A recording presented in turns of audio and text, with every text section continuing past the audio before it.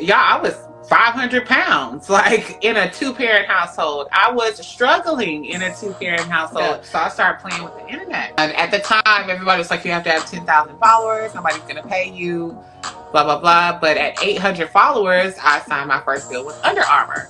So from there, I said, okay, I'm onto something. I know how to make money here. And so every day on the chair, I would like play with it. I'd be like, okay, let me see how I can make money like this. Let me see. I just found different pockets within the internet that would allow me to make money. After I mastered influencing and how to get those brands, I started diving into how to buy and sell domains, right? People didn't even know I was cashing out thousands of dollars on domains every month Wow. because I just learned the trick, yeah, from a dialysis chair. Some of y'all already know her. Y'all probably done business with her, been around her, know her spirit. She uplifts everyone. I've gotten a chance to speak to Miss Shalainna and been privileged. I haven't met her in person yet, but I can only imagine if I do, you're gonna have to rub some of that wealth on me. You know, you're gonna have to. We gonna have to rub it on each other. Don't play modest now. No, but just over the last couple of days of talking to you, getting to know you a little bit, doing my own little homework on you, you know, is I already know that you're gonna have an impact. So when you first came on a couple of weeks ago, I was actually doing an interview, and that's how I Yes. actually met you, A right? mob interview, by the way. And Great. you was lighting up the chat. So I said, nah, who is she? She might be the president of the future president of the song. I gotta know who this woman is. And then I went on your page and I said, I absolutely have to get a chance to one say thank you for supporting that night, and also supporting a fellow friend of yours as well too, which we don't get enough of that in our community. So to see you show up for somebody was definitely honorable, and I definitely admire that. So I said, look, I said, God, if this is what you want me to do, then I'm all for it. So I don't believe in coincidence. I believe there was a reason why we was able to connect. So without further ado, to everyone, like I said, some of y'all know her, some of y'all may not know her, but she gonna hit y'all airways sooner or later. Y'all gonna know who this woman is. But so entrepreneur, businesswoman, a woman of God, a woman of faith, a woman of many hats. Right. I don't even want to get through the list, right? Because I want you to share it. But Thank you. without further ado, Miss Shalainna, how are you feeling today? Hey, I'm feeling okay. Thank you so much for the warm welcome. I appreciate that. Shout out to everybody in the chat too. I see some familiar faces. Hey y'all. But I'm good. I'm good. Thanks for asking, my kid. No problem. No problem. So first off, I have to ask you this, right? And Of course. I'm gonna kind of get straight to it if you don't mind. Oh, let's All go. right. Oh, let's do it. Let's do it. Let's do it. All right, perfect. So, like I said, over the last couple of days, I've been able to be in contact with you, communicate with you, understanding like the business side of you, the entrepreneur side, the hustle and bustle. If you can take me back or take us back to when you was a little girl, you know, where did that start? Like, I know you reside in Texas. Have you always lived in Texas your whole life? Yes, I've always lived in Texas, but really well traveled.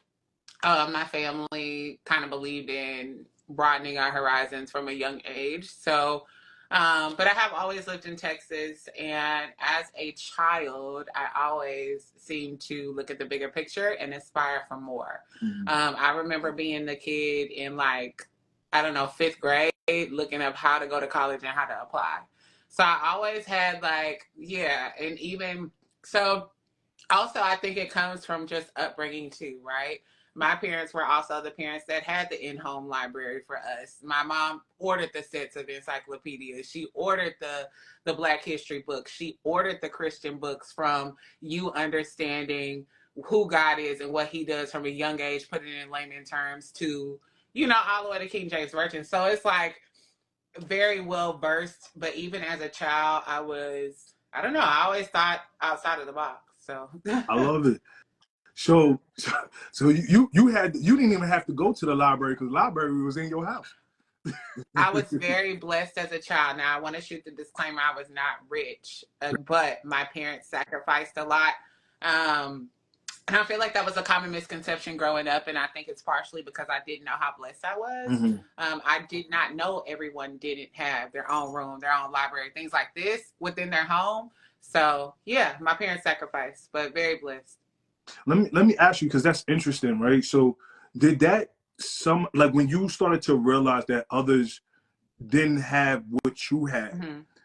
did it play a factor on you or your emotions or how you thought? And did when you was growing up, was kids looking at you a certain way once they Yeah, knew that?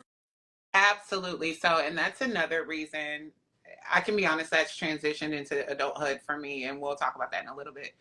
Since a child, people have thought that I come from wealth, which is a complete misconception. My parents sacrificed, Mm-hmm. right? I didn't come from wealth.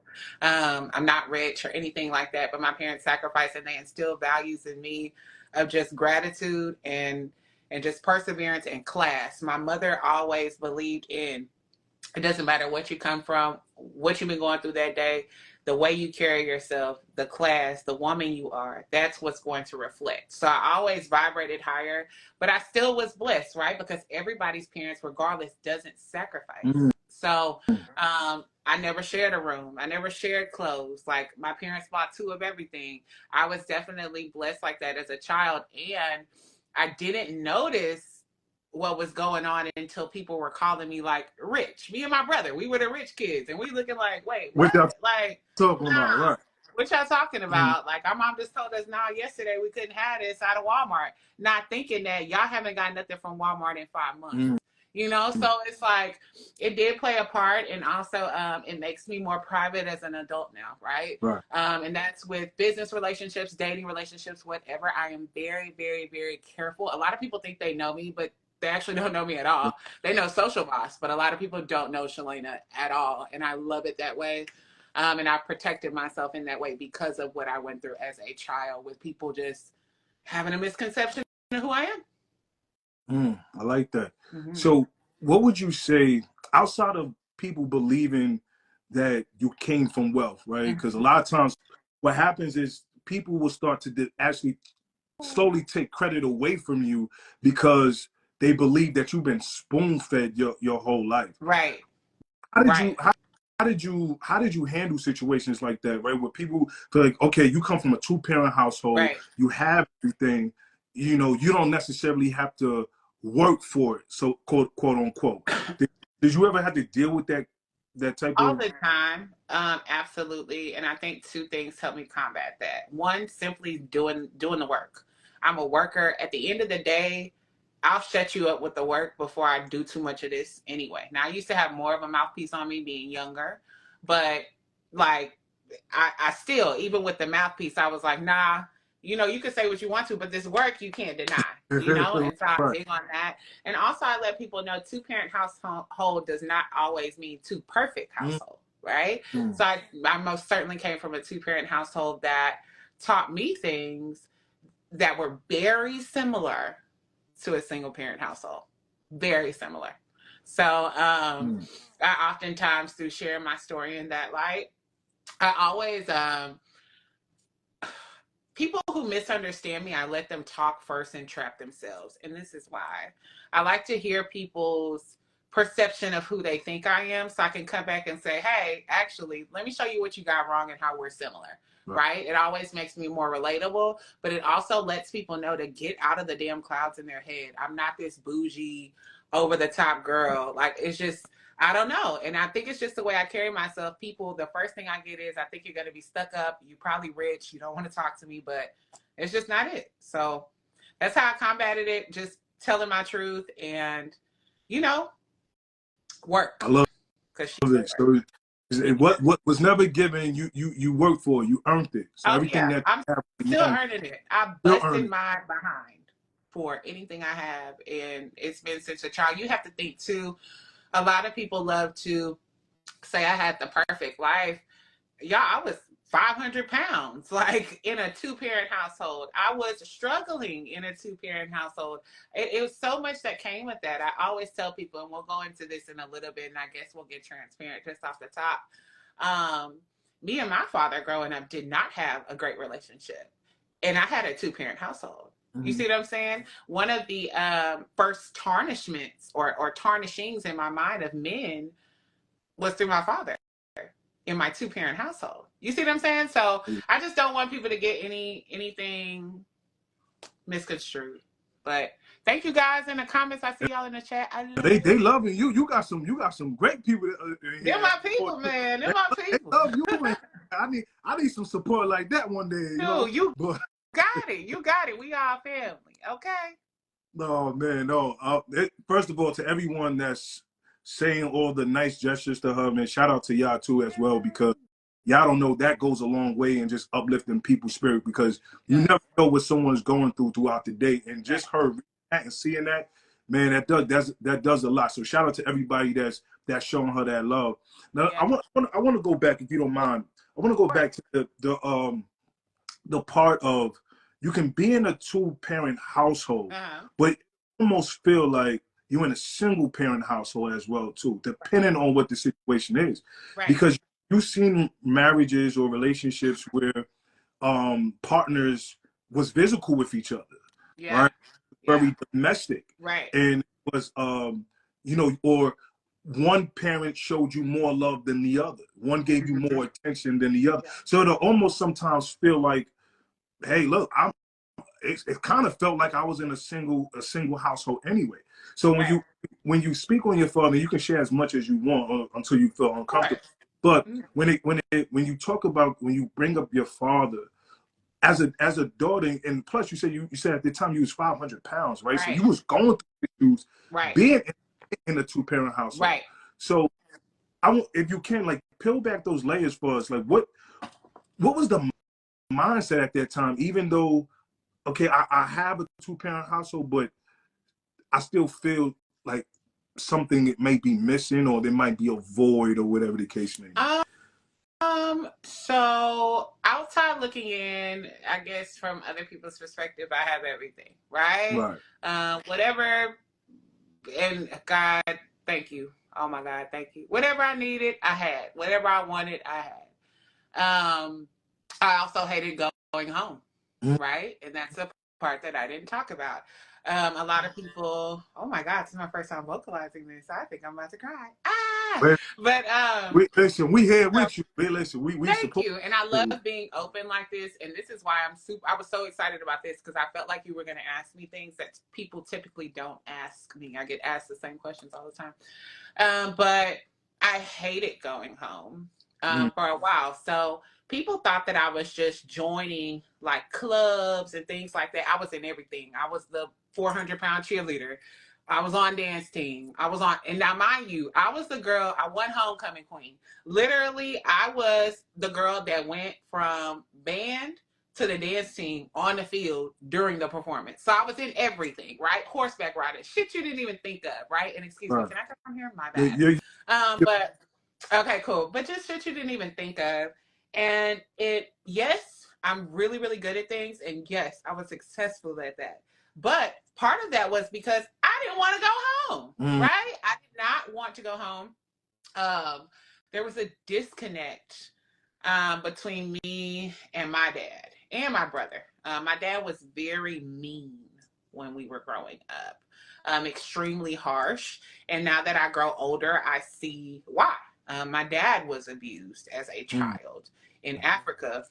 He was kind of at the forefront of abuse from his father. So I don't feel like he got just proper rectification of that. And I think that had mental health issues. I don't think my dad was crazy, but I don't think he ever understood how to be emotionally loving to his children. And I don't feel like he was able to control the stressors that come with being a Black man in life in everyday basis, right?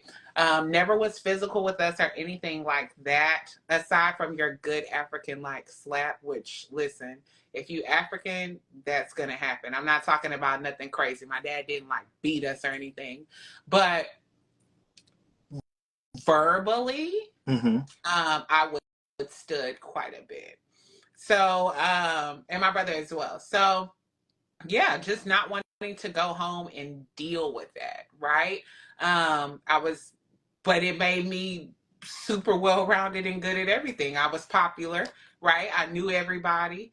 But nobody had any idea that I really don't like my dad, or like I really don't want to go home because my dad's there, or Me and my brother, this is so crazy. Wow, I can't believe that I'm saying this out loud. Me and my brother, I remember us being kids and being excited when my dad had to work nights and we could have the house to ourselves with just my mom and my brother and me. Wow. Yeah, crazy, right? Right. So, yeah, my way of escape, somebody said. Yes, yes, my way of escape, certainly.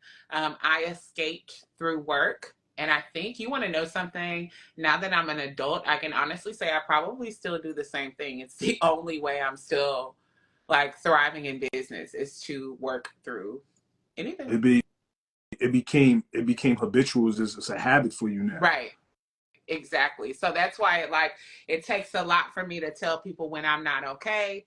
It takes a lot for you to see that I'm not okay. I'm extremely high functioning because I've worked through anything, verbal, physical, whatever. Verbal as a child, physical as an adult. Wow. You know, when you say that, right? So it kind of reminds me of when people are in relationships, right? Mm-hmm. And they will stay longer at work just so Right. that we don't have to go home, or Right. that Right. all the moments. Some of y'all that's listening, y'all may know what I'm talking about. Mm-hmm. You'll pull up in the driveway and sit in the driveway for about 15 to 20 minutes before you go in the house, because you Because know. your wife in there, your kids in there. Yeah. So Yeah. would you agree or disagree that although, like, you how can I say this? There was pros and cons for not going home, right? So the Right. pros were, I'm exploring all these other things, right? And I'm Uh-huh. becoming good at all these other things. But Uh-huh. the the the the, the con to it is I don't have a connection with my father. Yeah, at all. And as a result of that, if we're just going into transparency, because I want to give you 100, right? I like to give all of myself as much as I can, and I take pride in that in my platform. I did not understand men for a long time because of that. I never got the talk on how to date. I never got the birds and the bees from my dad's perspective. I never got how to protect your heart from a male perspective. So I had to learn men in dating from my mother and life teaching me. And you know, when life teaches you, it'll whoop you a little bit before you really get it. So, yeah. Now, if you don't mind me asking, you don't have to answer if you don't like. But as you speak in, I'm feeling the conviction, right? Okay. So the representation of what a man should display. Mm-hmm. Did you see that interaction when he was with your mom? Because you said, like, you had to learn men like through your mom. Did he display that? Rarely. I knew that, okay, I had the type of dad to where everything was taken care of. Bills, done. Anything we needed, done. Like if it comes to something that's needed, nah, I wasn't around here looking for stuff. Love, not so much. Holidays and stuff, I mean, if I had gifts, he didn't come. Like my dad wasn't the type. We already knew if the gifts were under the tree and they said mom and dad, mom went to go get them. Right? Even dad didn't put no thought into that. It was just mom going to go get it. Right? There was no connection there, and I'm honestly trying to go back and like fight through triggers. But no, I don't think my dad showed my mom enough love, and I think that if he did, it was earlier on in their marriage. Now, mind you, I also want to shoot the disclaimer: my parents are older. They had me older, so I'm not seeing the part of my parents' marriage. My mom had me at 39, right? You see what I'm saying? So I'm not really understanding what's even going on until y'all are in your late 40s of marriage, you Right. know? And so it's like, and my parents dated for a long time before they got married. I think my mom said they dated 6 years. So, Oh, wow. yeah. Wow. Yeah. Interesting. Mm-hmm. So this leads me to this question. Now, it's crazy because I was going to actually save this for a little bit later, Okay. but I think, well, I'll ask it.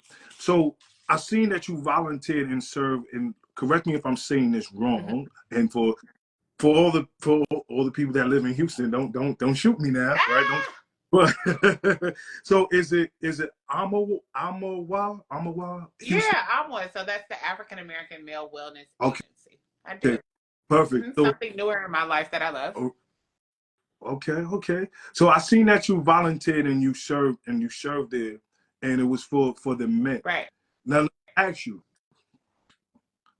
do you feel like that was a purpose for you to experience something like that because of the relationship with your father, right? Like You it was. want to know something? Mhm. No. Okay. But it taught me that it was. So when I came into the African American Male Wellness Agency, I came in because it was a great group of guys. I knew a few of them. And I was like, I want to serve. Let me see. And I also have a very strong love for Black men, right? I tell everybody all the time, not only am I completely biased in loving Black men, that's all I ever love is a Black man. I don't date outside of my race. I don't have any, I love Black men, period. So I came Mhm. in and I was like, well, how do I serve Black men? Because also being a woman that was learning them, right? Um, when I learn something, I also like to pour into it. So Okay. as I'm learning men, yes, I want to pour into our. We can't hear. I can't hear you. I like to pour into our Black men, right? And so that was kind of how that got there. But when I got there, right, it was the stories of these guys, it was the stories of these men that really like almost shook me. Like, yo, are you walking in purpose? Like, are you alive? Do you understand men? Right? I'm not gonna lie. The agency and the men within the agency changed my perspective on men a little bit more. Um, I've always had men around me that if they helped me, it was for ulterior motives, right? A lot of times. I'm not going to say always. So not only the agency, but also women and wine, right? And that's not to plug my business. I bring a lot of men out with that. That has showed me men will help you if some of them don't want anything. I was so conditioned to having, okay, he doing something. What the hell is he gonna slide on me after this? Right. It was always a thinking of the negative, but the agency showed me a different side of men, and it also showed me a different side of the Black man's pain, right? I understood it, but now I feel it, right? I think I sympathized before and now I empathize, or it might be the opposite, whichever one you feel, child. That's the one I feel it. I've listened to my guy friends that are like brothers to me tell me their stories. I'll be transparent with you. I've listened to men that, and this is coming from a woman, right? I believe in transparency. I've listened to men that I was highly attracted to speak on their pain that I never would have even thought was there, right? And so I was like, oh, like it kind of showed me like, oh, well, they hurt too a little bit. So it's definitely been a call and a purpose there. My bad. I don't mean to ramble on, Oh, or I you feel like fun. I'm This. being ramble. Hey, listen. This is your show. This is. Ah!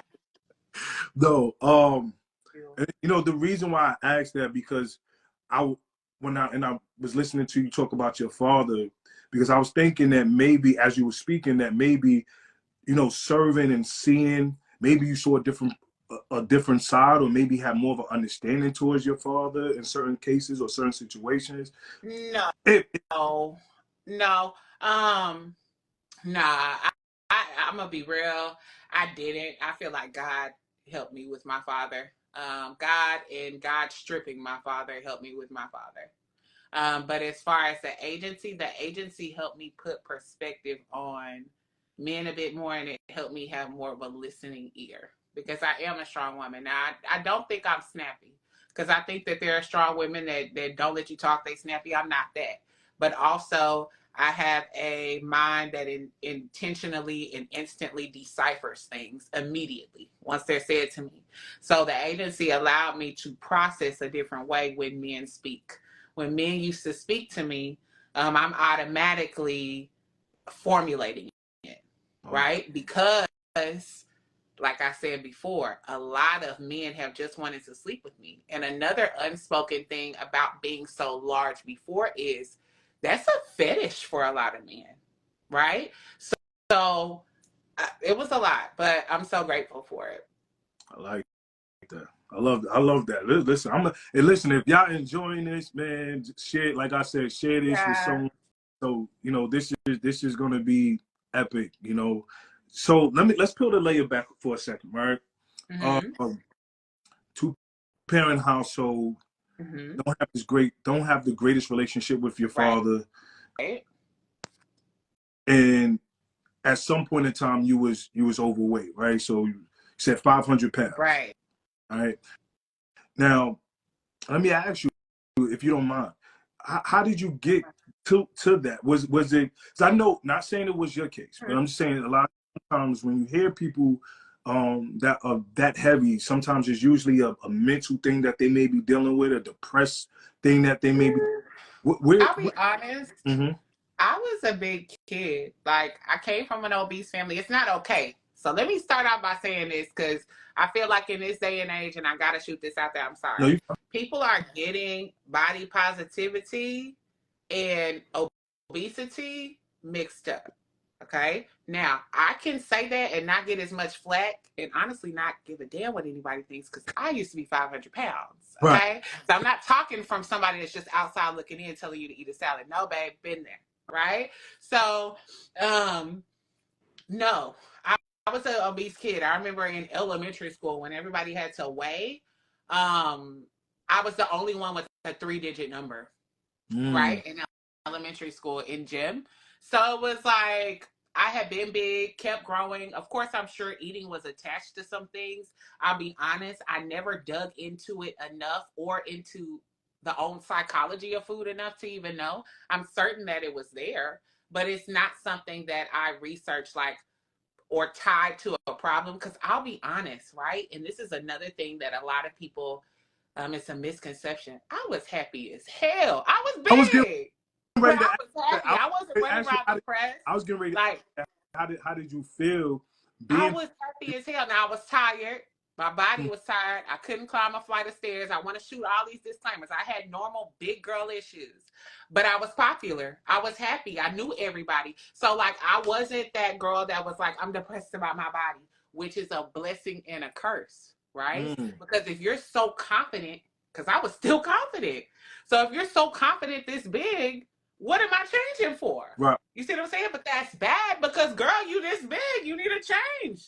Like, so it was a catch-22. But yeah, the obesity, I wasn't one of the people that was sitting at the edge of their bed eating icing because I was depressed. Like, I literally just kept eating. Yeah.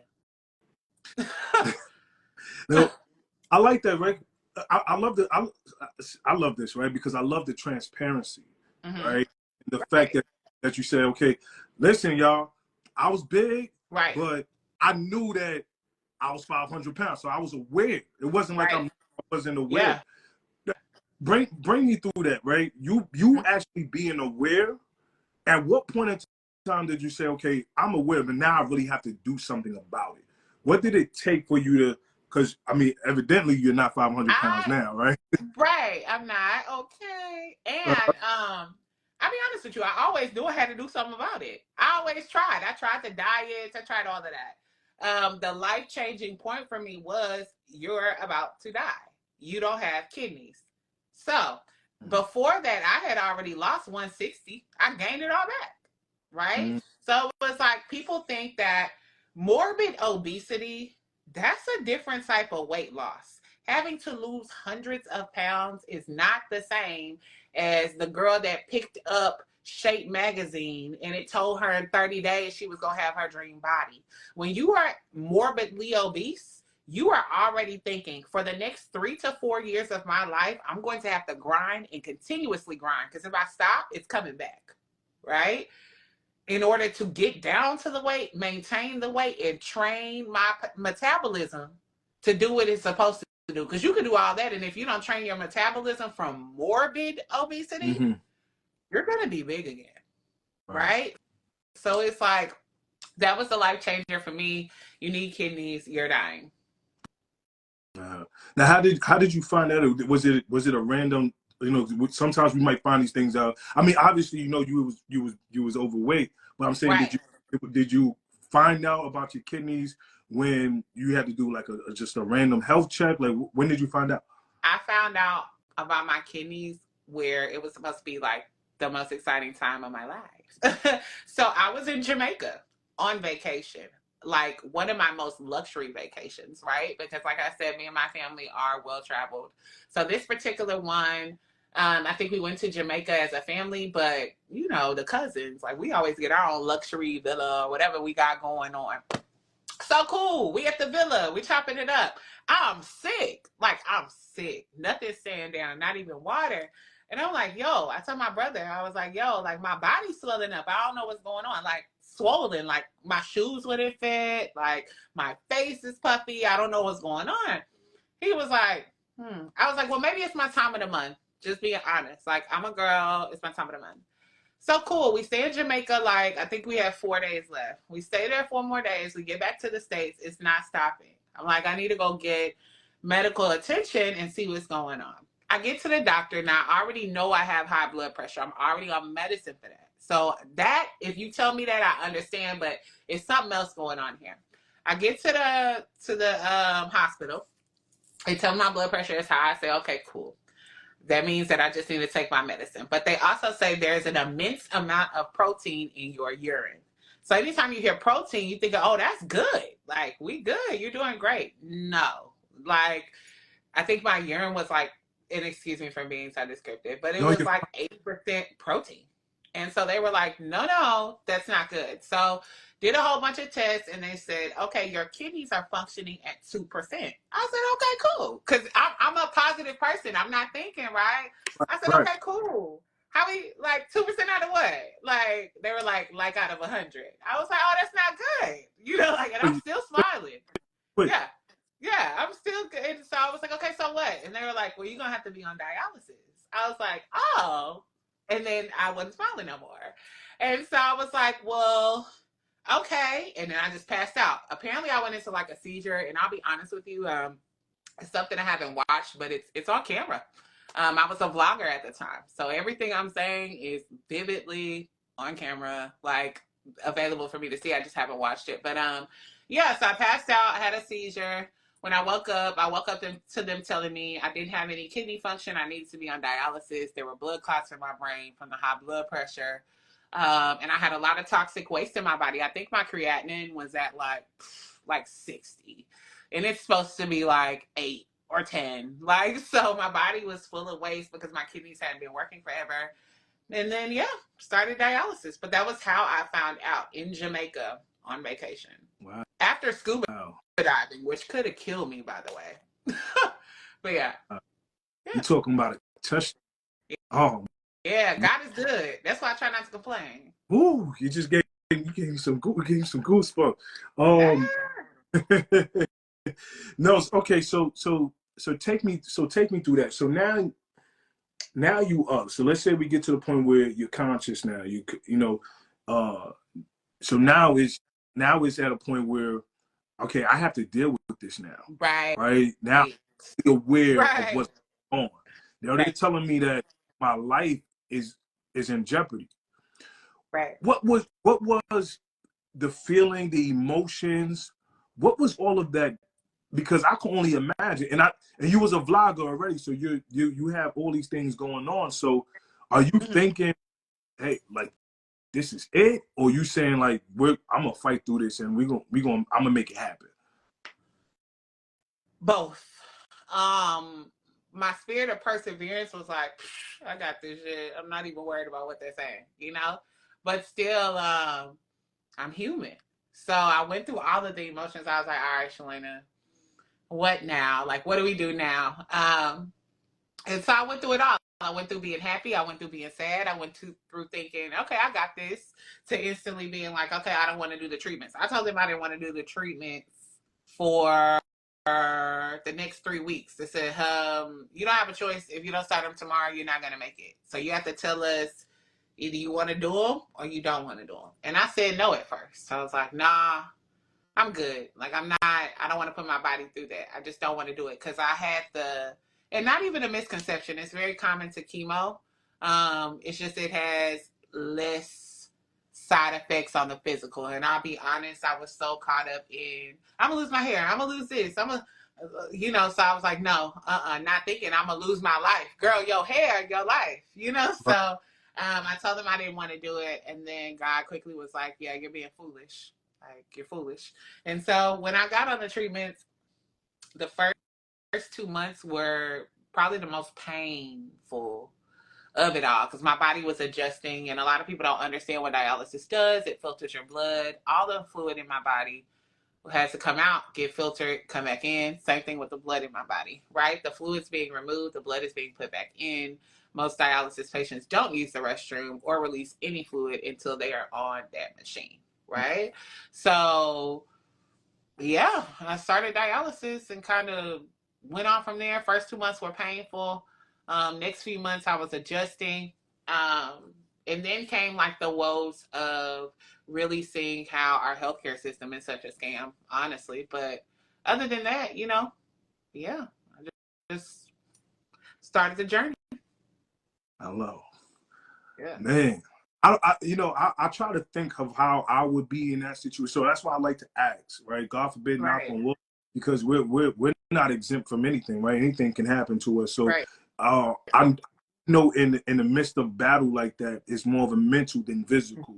So it's how you start to speak life to yourself. And I know you being a woman of faith, that faith had to supersede all the doubt, all the worry, and literally give it to God and say, God, if this is of your will, let it be. Now, I actually got a chance to speak with you over the phone not too long ago, right? Mm-hmm. And you did. Thank you for that too. I appreciate that. We had a good conversation. No, yeah, for sure, definitely a lot of gems. But so, to my knowledge, when we was talking over the phone, I believe you had said this is kind of like when you really started to build the empire, right? That you was literally on bed rest and building your business and stuff like that, right? So take me through that, because some people was like, listen, I'm not starting nothing right now. Like where did that come from? Like, I'm about to start this right now, even though I'm going through all this treatment and chemo and things of that nature. Yeah. So I never have been a stagnant person, even at my biggest. So dialysis was making me stagnant. That's 5 hours, 3 times a week. I'm hooked up to a machine. I can't move. Right. I was going crazy. I was like, oh nah, like I can't even sit this long, like regularly, let alone being hooked up. So I started playing with the internet. And on the internet at first, I was doing like your typical influencer, hey guys, XYZ. I also was a vlogger. So I just kind of incorporated that into my influencing role. And at the time, everybody was like, you have to have 10,000 followers. Nobody's going to pay you, blah, blah, blah. But at 800 followers, I signed my first deal with Under Armour. So from there, I said, okay, I'm on to something. I know how to make money here. And so every day on that chair, I would like play with it. I'd be like, okay, let me see how I can make money like this. Let me see. I just found different pockets within the internet that would allow me to make money. After I mastered influencing and how to get those brands, I started diving into how to buy and sell domains, right? People didn't even know I was cashing out thousands of dollars on domains every month. Because I just learned the trick, from a dialysis chair, like buying and selling them and doing what I needed to do with the SEO. So it was like, I just learned different pockets, and then people started asking me to run their social media for their businesses. And so I started an agency. I said, okay, well, can I be real with you? I know what the hell I was doing. None of it. But I've always operated with such high energy and just high vibrations that everything always looks bigger than me and becomes bigger than me before it even starts. So I literally, and I got a creative eye. I made like a portfolio, right? I did a couple of mock case studies and stuff. This is like me coming in novice. I was a speech pathologist before this. I didn't go to school for business. I don't know business. I don't know social media. I'm playing. Okay, literally. I don't know nothing. No LLC, no contract, no nothing. Okay, and a cracked up iPhone 4. And I say this because a lot of people think it has to be perfect when you start, and that's just not true, right? So start playing with it, make this portfolio thing. And I pitched it like to a couple of companies I wanted to work for. And out of the 5 I pitched it to, 2 of them wanted to hire me. And I was like, I started scrambling because I was like, wait, you want to hire me? I don't even know what you hired me for. I just told you, I just showed you some stuff. So immediately God put me in position, and he like almost made me, not even almost, he made me structure an offer together. And I did that one offer and it took off. I've never, thank you God, I want to say that out loud. I have never looked for clients. I have never, like a lot of people have to cold pitch it. Nope. I just literally trusted my gut, and I didn't know, I thought it was my gut, but that was the purpose God had for me. I'm a poster child for this, for coming through adversity and making something out of it. Because a lot of people can't do what I do. And I get that. Even before I started the business, I was working 3 jobs on a dialysis chair. So I already knew God had a higher calling for me. It was just, I had to find it. And sitting there and being stagnant and being still and listening, right? And surrendering that part of my life to him, it opened it up. Wow. That's amazing. You know, I mentor and coach a few people, you know, humbly speaking, right, in business and stuff like that, right? And the one thing that I think the biggest misconception is that people feel like they have to be a master to, right? Right. I always give people the example, and when you, like saying karate, there's levels and stages, right? From white belt to all the way to black belt, right?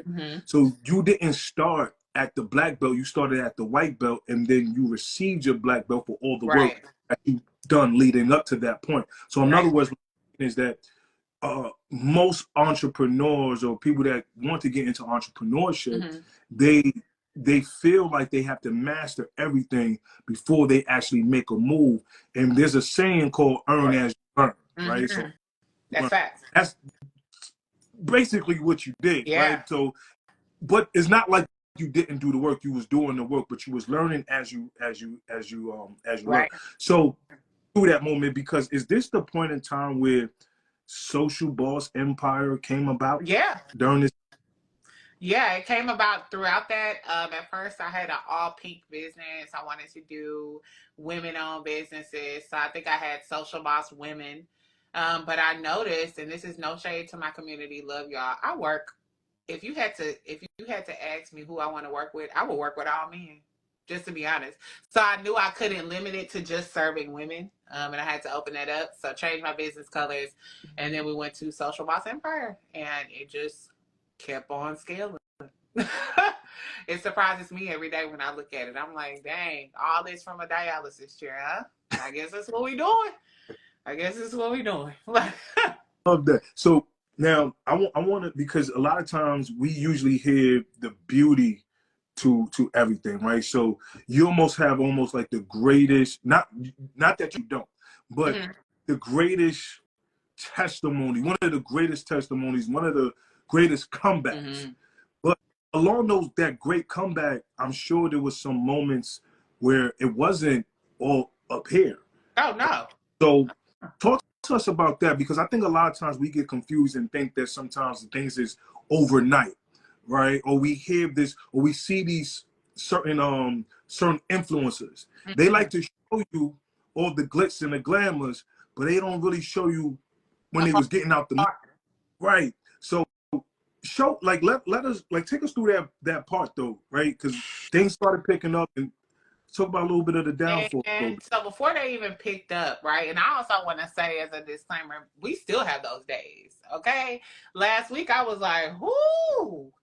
I started looking at the numbers like, yo, this the red and this me. We right at it. Like, let's not do that, you know?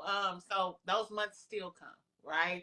And I tell people the more money you make, before I even go into the spiel, the more money you make, of course, the more problems you have. And I don't have $5 problems anymore. If it's an issue, it's costing me thousands of dollars to fix it. You see what I'm saying? So it's like, that's the part that people don't talk about. But nevertheless, hard, still hard. I did it broke. I still do it broke some days. Because again, not rich, highly blessed, not rich.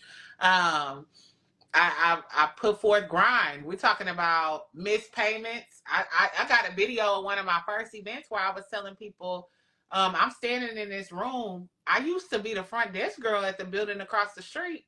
That's what, like, it's like just little things like that.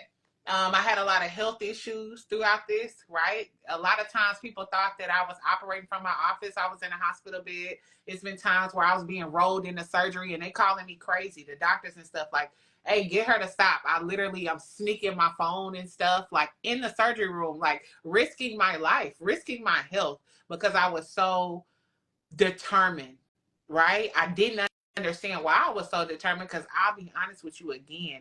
I didn't even know the calling was on me. I didn't know that at the time, I wasn't even doing it like a business. It was something I was good at that was making me money, right? Another thing people don't see is while I was in the hospital, I got scammed a lot. I got scammed out of a lot of stuff. I do really big campaigns, right? So I'm big on visuals. I love that because it comes with a lot of people. It comes with a lot of money, and it comes with a lot of touch points. So I remember us filming this huge campaign. Beautiful. Oh my God. It was supposed to be the launch of my new course.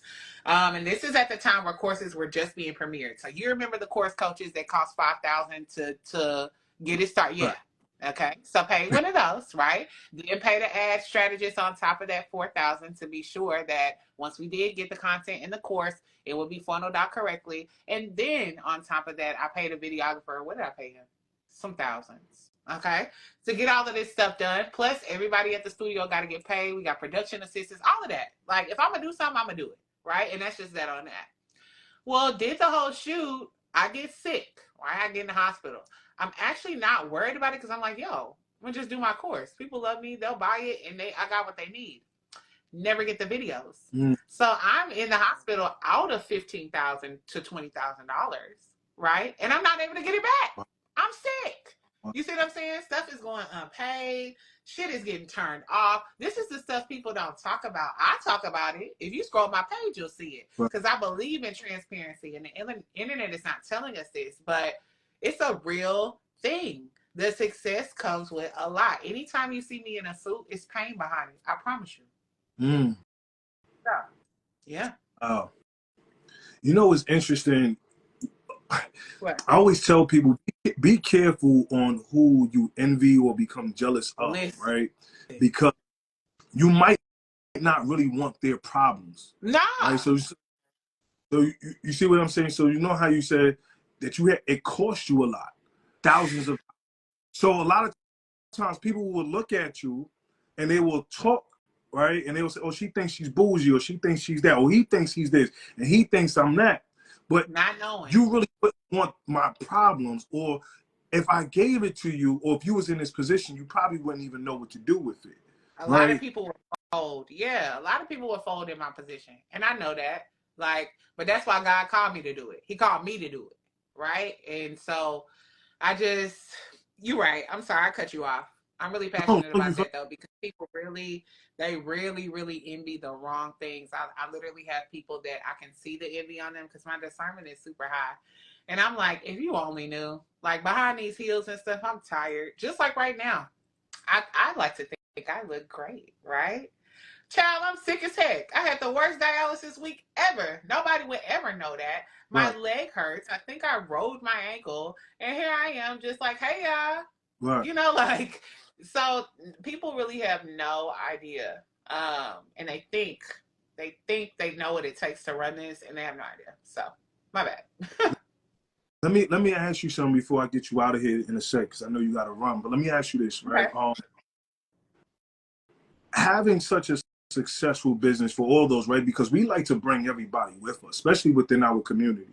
We want to bring our grandmothers, mothers, fathers of fathers. We want to bring the whole community with us, right? Right. How do you discern that level of bringing everyone with you, and then seeing, like, because a lot of times it tears relationships up. Like, success really can tear people apart. How do you discern on whether, like, who you keep around you and who do you really have to let go? Because I'm sure you probably had to let go of some people. Man, I had to let go of a lot of people, and I'm still letting go of them. I feel like that's a cycle that might not be ending for me anytime soon. Just as a woman that's on a trail of success, it's gonna come.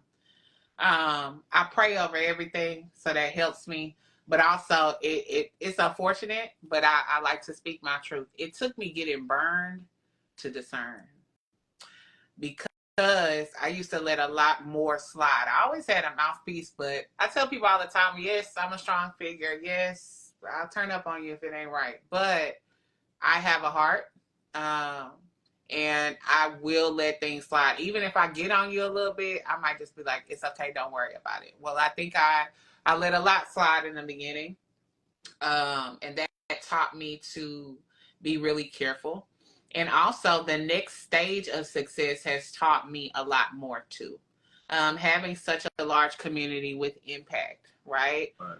Everybody looks at the glorious side of it. Oh my God, it's amazing. And it is. I love it. I wouldn't change it for the world. It's something God called me to do.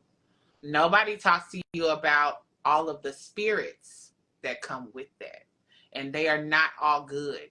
They are not all good. I get people wanting to get super close to me. I've had girls come and shoot literal campaigns with me to market and advertise things, and then go and steal my whole business name. You know, like just little things like that. Yeah, that happened to me recently. It was crazy. You But said people recent? do little things.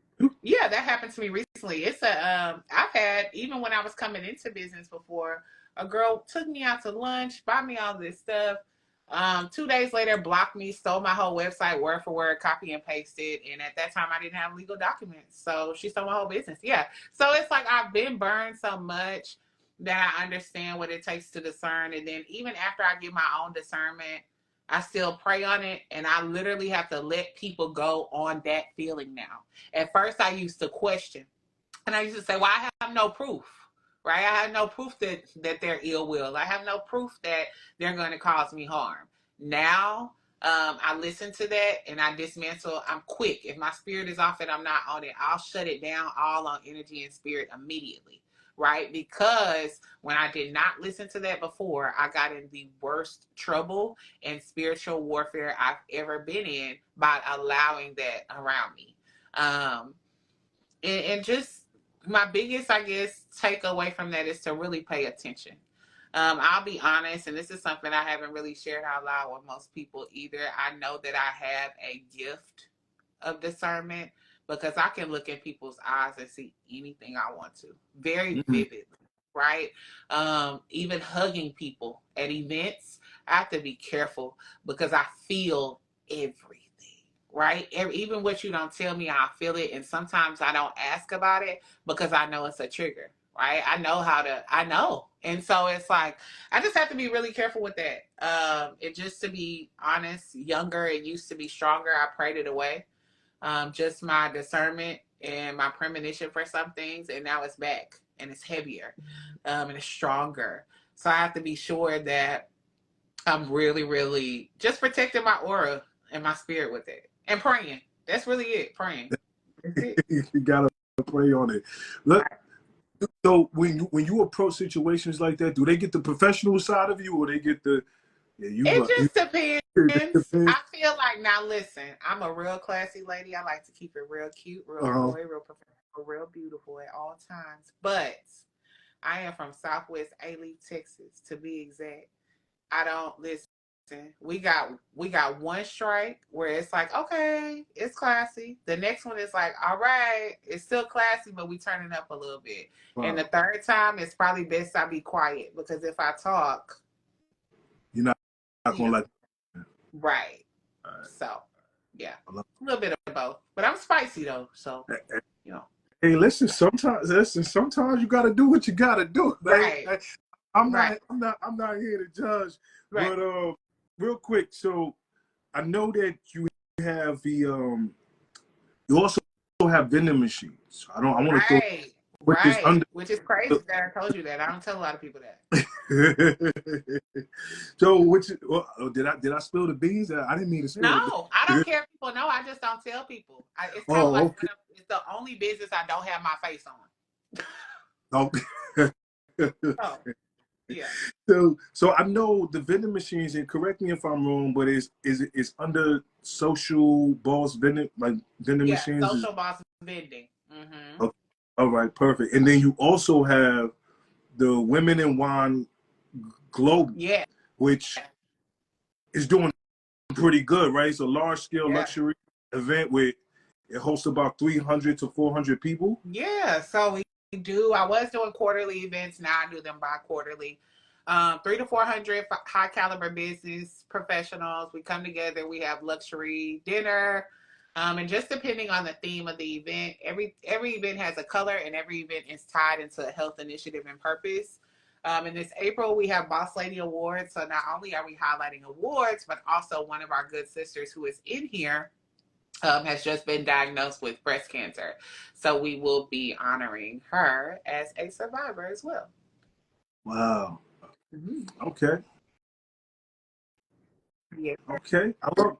Can you hear me? Yeah, I can hear you now. Don't forget Women in Wine Houston. Thank you, sis. I'm so sorry I haven't responded to y'all in the chat. Also, somebody said something in there about a cleanser. I'm going to look that up. Thank you so much. It's moving kind of fast down there. Shout out to the chat. Shout out to the chat for showing the love and dropping all the feedback. We appreciate y'all for sure. Yeah. So I know that that's our sister right there. Shout out to Dundee Katie. Sis, we love you. We are here for you and we're rooting for you. We are gonna beat this cancer 1,000,000%. My bad. No, go ahead. No. That's important because I definitely would like to say a prayer for her as well too. Yes. So I know April 27th. Is it 27th of this year, 2025? I was about to say 2005, but 2025, April 27th. So I want everybody to jot down this date if you can, April 27th, because I know 45% of the tickets was already sold. 45% of the tickets was already sold out. 65. Yeah, 65% now. Of the tickets. So so we sold out really quickly. When I looked at when I did my homework on it, I seen this was at January 18th around the time. 45% of the tickets was already sold out. Now 65%. So listen, everybody, make sure y'all get your tickets to make sure y'all show up because I know this is a Boss Lady Awards. Yes, Boss Lady Awards. We're gonna have a good time. Listen, so for all the queens out there, for all the ladies out there, listen, I need y'all to show up, go support because this is amazing. You giving me ideas now. All right. Yes. You gotta come for Big Boss brunch in the fall, Marquise. You gotta come. Listen, I would be honored. I would definitely be honored to come. So where can everybody, purchase the tickets? Because I know 65% is already sold out, so it's a little bit more. So where can everybody go to so that way they can attend this event? Okay, well, hey y'all, what's up? We would love to see you. What up, Shalainna's social boss empires. If you head to the link in my bio, you can click on Boss Lady Awards. If you go to @Women-in-Wine-Houston at the link in that bio, you can click on Boss Lady Awards. We have several ticket options in 3 tiers: Ultra VIP, VIP, and General Admission. Ultra VIP comes with merch. The other 2 come with amazing luxury amenities. Be sure you go check it out. Afterpay and Klarna available if needed. Man, listen, she got that down packed. Got that down packed. There wasn't no stutter, no hesitation, no nothing. She was ready for that, man. That was impressive. It's the marketer in me, honestly. Hey, listen, I need to talk to you after this because I need to get my words together. I'm talk to you after this. No, but so for everyone that attended tonight, we truly appreciate y'all. If anyone has any questions that you would like to ask, Ms. Shalainna, real quick, feel free. If there's anything, if anybody have any questions, real quick, if y'all want to answer. Do you have time to answer some questions that people have? No, I got time. I canceled my night out for you. So look, hey, look, so we got her, y'all. So run around and do this too. Hey, Brandy, how's it going? Cleavers. Okay, Mindfully Maya said cleavers is a natural diuretic. Huh. I'm gonna have to try that. That's pretty dope. Anybody got questions, comments, concerns? A true professional? Thank you, sis. I appreciate it. Or questions for Marquise. Y'all don't let him slide out of here. Oh, no, this is dope person. This not about me. It don't matter. This your platform. This is your platform. Anybody that is in here supporting Social Boss Empire, be sure that you go and follow. Tap that little thing at the top. I think it's an arrow or something. And follow Marquise, you guys. Amazing guy. Out of New York. I know y'all here in New York. Okay. And he brings brings us not only incredible business insight, financial insight, but he also bases all of this on biblical principles. So be sure you go follow him as well. And I appreciate the shout out. I appreciate it. Humbly speaking. But yes, if anybody have any questions, answer. She's here. She's with us. She said she done canceled some plans. So if y'all got questions or entrepreneurship, health, whatever the case may be, guidance or anything, ask away. If anybody would like to come up and join and speak, y'all feel welcome. Thanks for sharing. Of course, sis. Of course. I love you got support out here. Listen, I'm telling you, you got some great supporters out here. Hey, God is good, man. I'm just trying to work through them. That's it. He gonna always work it out. It don't look like nobody. You know what's gonna kill me, y'all? Y'all are not gonna ask these questions in here. Y'all gonna blow up my DM with some questions. That's exactly what's going on. Sometimes people be scared. They a little shy, stuff like that. So I get it. They probably do have questions, but they might be a little shy, which is. Yeah. But cool. This has been an amazing time. Yeah. Hearing your story has been amazing to hear your comeback. They say thank you for sharing the adversity side of things. Yeah. Mm-hmm. I think the adversity is what needs to be shared a lot of times. That those dark moments, those times where we really maybe confused, and a lot of times we doubt, right? We're human. We doubt situations. We may doubt ourselves. But I always tell you, I'll leave y'all with this, right? Because I feel like God's speaking to me right now. For anybody that's listening, understand that fear and faith cannot live in the same house. Come on. Right? So when God says, I am thy confidence, which means I am your confidence, which means I am inside of you. So if I'm inside of you, then you can do all things through Christ that strengthens you. It's okay. So we got a question. What is the most challenging part in both you guys' healing journey? Wow. Ooh, are you talking about health healing or life healing? Marquise, go first. Well, which one? I want to hear which. Okay, Bree, what you talk about? Health healing or life healing? Somebody said, "Amen." Mindfully Maya. Yes, I found you from Threads. Hey, sis. I'm so glad you learned some stuff, girl. I love that. Bree, tell us what you're talking about. Are you talking about health healing or life healing? How about we just answer both? Okay, go first. No, I told you to go first. Don't do that. Don't do that. Okay, so health. And you said life healing. Yeah. Okay, so health-wise, I'm gonna be honest with y'all. I grew up watching my father. He was a very health conscious individual. Mm-hmm. So my father will go to work very early, and then he'll come home. So let's say around 3 or 4 o'clock, and he'll leave straight out to go to the gym. And I won't see him till about like 9 o'clock, and I'm going to bed. Right? I don't know what he was doing in the gym for that long. Brother, your muscles ain't going. Muscles ain't gonna get that much bigger if you spend an extra 5 hours in the gym. Right. But so having an example of someone that took pride in their health, I just gravitated towards it. And then for me personally, my father put me in a lot of sports. So I knew that I wanted to be great at everything that I did as far as sports. So I made sure that I was conscious of my health. Now, I'm a little bit more conscious now than when I was younger, because when I was younger, I felt like I could burn everything off and so I can eat whatever I want. But then as you get older, you start to realize that, listen, you can't do what you once, was able to do, right? And the body it operates different as we get older and stuff like that. So you become a little bit aware. So as far as health-wise, I think just having that example. And as far as life is, without trying to get too deep, right? But life healing, I'm going to say this. Being aware of the level of where I was at in my life at that time has allowed me to become a better man. So in other words, I was never a person that made excuses for my actions. So, and it took me a while, right? It took me a while to kind of like really dive into that part, but I had to understand where that come from. I'm the oldest, right? So it's just me and my younger sister. Me and my younger sister is 8 years apart. Mm. So my mom was always working. My father was always working. So I never had like an older brother, an older sister to really talk to, right? Right. So, and then me and my family, like members of my family, we were disconnected as well too. So I never really had anybody to really talk to. So a lot of my problems I kind of dealt with on my own. So by the time my parents came home, I dealt with it however I felt I had to deal with it. Mm. So whether it was through anger, whether it was, you know, whatever the situation might have been. And I think that probably was the hardest thing for me.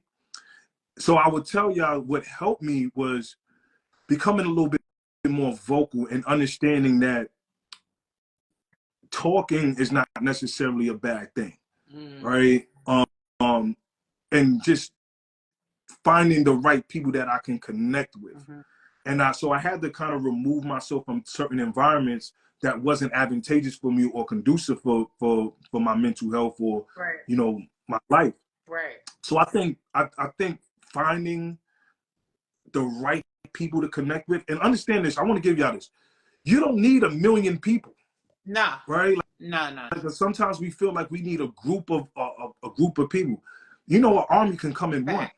right? You have one strong person. Because think about this, y'all. You can have someone walking beside you in battle, and when it's time for war, they run away. They Yeah. leave you. Yeah. So I found people or individuals that I knew for sure say, hey, look, if you fall, we there to pick you up. If you need to talk, I'm here to listen. I'm not going to cut you off. If you want my advice, I'm going to give it to you. And so a lot of that helped me as far as my life challenges, because that was probably one of the biggest is being not, when I was younger, I wasn't vocal. I was very quiet. So a lot of times when I speak now, people don't think that. When I tell people that, they be like, What? ain't no way you was a Yeah. quiet. Ain't no way you was a Uh-huh. quiet guy. But I was very quiet. But I tell y'all this, I always knew that I had a voice. And just to give someone some words of encouragement, the reason why I was so quiet is because I got used to people telling me I was quiet, shy, whatever the case may be. So their words actually became the thing Your that I started reality. to believe. But y'all got to understand that those are just contributing factors. Those are not determining factors. When I was 12, 13 years old, my teacher told me, and this is a true story, my teacher told me I was going to be dead or in jail, right? Mm. Now I wouldn't see past the age of 21. And I'm past the age of 21, right? Right. Beyond that, right? So what I'm telling y'all is this. Don't allow other people's projections, opinions, because people's opinions about you are not facts about you. Right. Live your life because you only have one life to live. Your Fact. life was never meant to pay bills and to die, right? I'm not telling you to leave your 9 to 5 or anything like, but I'm saying there's so much Right. more to your life than allowing people to come into your life and take you away from the vision and purpose that God has for you. Amen. So that's how I've been able to deal with my situations, my feelings, my emotions, being okay with to talk. And honestly, being honest with you, social media actually helped me. Yeah. I love social media. People have their mixed reviews, It but actually helped me really, because it forced me to really not care what anybody had to say. You know what I'm hey, saying? I love But that though. but Nice. but I would love for you to share as well too. Huh. Well, dope. I feel like that gave me way more insight on you, which is a good thing. Um, as far as health traumas and healing, I wouldn't say I've gotten there yet. Right? That's an everyday journey for me. I still have new triggers that I find every day. My biggest thing with that in healing through it is taking it day by day and also understanding that every pain in the physical is a healing moment for the spirit. That's how I've looked at it. So that is kind of how I'm getting through health stuff. As far as life things, I feel like we're constantly evolving. So I'll go through another journey of healing again, I'm sure. But a lot of shadow work, a lot of mirror work. I remember having a friend telling me to do some shadow work a long time ago. And I was like, what are you talking about? Like, like I thought it was foolish. Like, I was Right. like, shadow work. Like, what is this mirror work? But it works when you really look into yourself, see who you are, why you act the way you act, what mechanisms and what different just things you do to make you you, and what really moves you in a good way, bad way, triggers you, whatever. Knowing yourself entirely. Everybody talks about loving yourself, which is true, but you must know yourself first.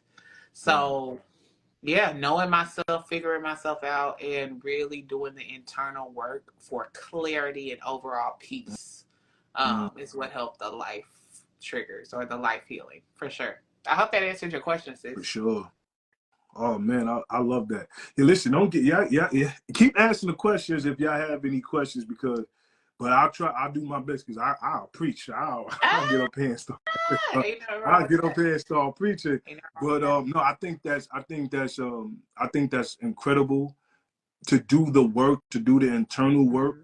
because a lot of times we so worry about the exterior and not really focus on the interior. Right. Um, you can look beautiful on the outside, but on the inside, it's a mess. Yeah. And someone, I think a pastor, I went to a church, I Mm-hmm. think about 2 years ago, I went to this church Mm-hmm. to support somebody. And the pastor said something that kind of struck home at me. He said, think about when you having a get together at your house. Mm-hmm. There's probably always that one room where you avoid people that you don't want nobody going Right. in, right? Because it's a mess, it Right. don't look the part, or whatever the case may be. And he said, you know what's crazy? That's almost how we treat God. Mm. And so when he said that, my whole antenna went up. So I'm really attending it Right. now. I'm over here like, So so as he started to speak, he said, instead of asking for the help, you rather close the door on him. Mm. But who better to know your mess than God? Thank He God. already knows. So why not let him in if he's just waiting on you to see if you want to let him in? Now, Yep. you can choose to try to do it by Yep. yourself, or you can ask for the help. But if you choose to do it by yourself, it might be a longer road. Definitely But if you gonna be allow, along the road. right, but if you allow him to come in, if you open that door to the thing that he already knows what's going on, Mm-hmm. then that means you showing a certain kind of faith and love to him, that he's saying, okay, you've accepted. You know that I would not forsaken you. Right. So let's clean up together. Right. Right. So you know that scripture where it says, abide in me as I in you, apart from me, you are nothing. I'm the vine, you are the Mm-hmm. branch, apart You from me, gotta. you are nothing. Mm-hmm. So I realized that in my life that I was nothing without him. So I started to open up the door. And we tend to hide those dark secrets, but he already knows. He does. You, He you know, does. so This is that's what I would say. wow. Open the door, y'all. Open the door Yeah. and let him in. You gotta let him in, man. You gotta let him in. I love this, man. I'm so grateful for you, Marquise. I'm so grateful for you. For real. Like, you're just a great person. And Appreciate it. I'll be honest, I typically don't, well, no, I connect with really good people online, but divine connections are always cool, and this is definitely divine. So I listen. I don't stay on the phone that long with everybody. I don't even like talking on the phone. I'm be honest. So I was like, yo, Marquise is dope. Like, he's super dope. But yeah, Truly appreciate it. cool. But if anybody don't have any more questions, we're gonna cut it here. We appreciate everyone's time. I hope that y'all was able to get something out of today, a life lesson, a business lesson. You know, whatever was able to serve y'all today. I hope that y'all was able to get it. Again, like I said, we truly appreciate it. That was great, Marquise. Thank you. I appreciate it. Y'all are great. Y'all are awesome, right? Y'all, Yeah. everybody, every last one that came on tonight. I truly appreciate y'all. Real quick, how can people find you? How can they connect with you? One more time, give out your social handles so that way everyone, if they need questions, business tips, or whatever the case may be, they can reach out to you. Of course. Hey y'all, what up, Shalainna, Social Boss Empire, Women in Wine Houston, Women in Wine Global. Find me on YouTube at Black Mermaid. Listen, I want to help you either elevate your marketing or put you in with your network that is going to elevate your business. So hit me up on all platforms at Social Boss Empire. Again, YouTube, BLK Mermaid, on TikTok, Social Boss Empire, and on LinkedIn at my name, Shalainna OGUNBIYI. I love it.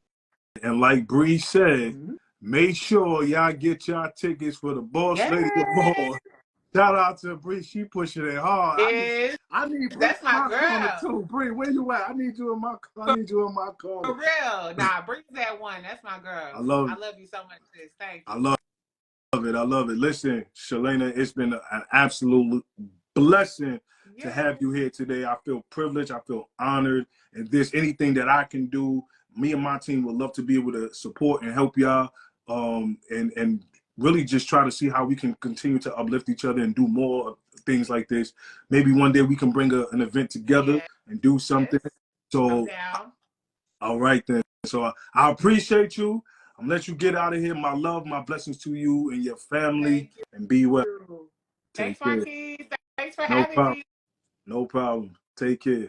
All right. Bye, guys. Bye. Okay, collab. Period on the collab. Bye, y'all.